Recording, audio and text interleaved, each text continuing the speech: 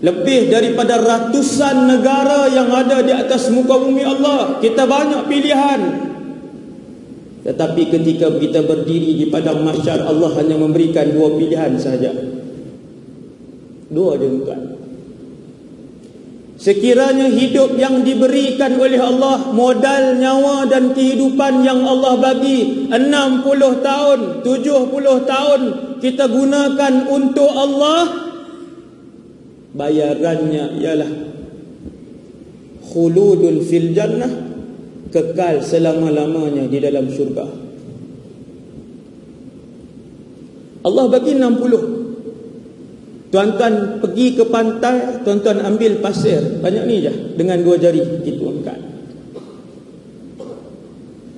Pasir yang melekat di tangan tuan-tuan itu adalah tempah kehidupan dunia. Dan kesemua pasir yang ada di dalam 7 lautan, bahkan lebih dari itu, itulah kehidupan akhirat yang sangat panjang.